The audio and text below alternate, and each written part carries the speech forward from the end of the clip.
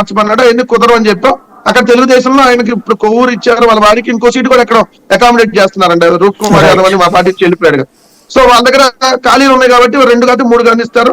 వాళ్ళ దగ్గర ఉంటాయి, మా దగ్గర అయితే ఉండదు. ఖచ్చితంగా ఉన్నదే చెప్తాం క్లారిటీగా. రెండోది సాయి గారు, 175 సీట్లని ఎల్లుండు అనౌన్స్ చేయబోతా ఉన్నాం.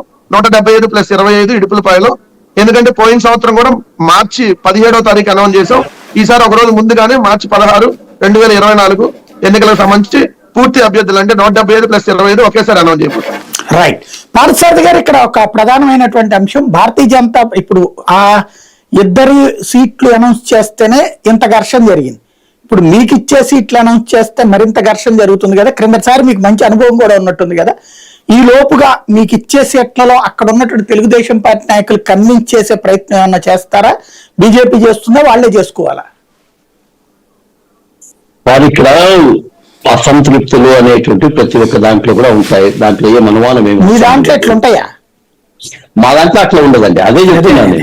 మా దాంట్లో ఈ స్థాయిలో లేదు కదా సార్, అందుకని ఉండదు.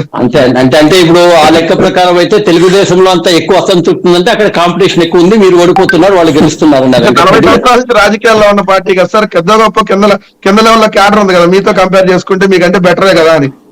అదే అట్లా కాదు, మీరు ఆ కండిషన్ ప్రకారం చెప్తే అక్కడ పెద్దగా బలం లేదు కాబట్టి జరగలేదు అంటే, మీ దగ్గర ఏమి జరగలేదంటే మీ దగ్గర బలం లేదని మీరు యాక్సెప్ట్ చేసినట్లయితుంది.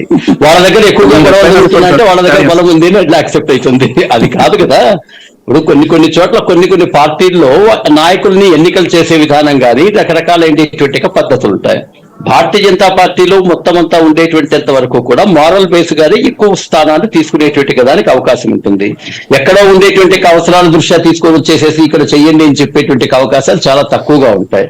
రెండోది, భారతీయ జనతా పార్టీ నాయకులు కార్యకర్తలు క్రమశిక్షణతో ఉంటారు. మేము అనేక రకాలైన అసంతృప్తి పడచ్చు. 99లో కూడా అసంతృప్తి పడ్డాం. మొత్తం అందరము కూడా కలిసి ఆ రోజు మేమందరం కూడా 99 ఎలక్షన్స్ లో లేదు, మేము ఇండిపెండెంట్ గానే పోటీ చెయ్యాలి అనేటువంటి ఉద్దేశంతో 3 రోజులు సభలు పెట్టుకున్నాం.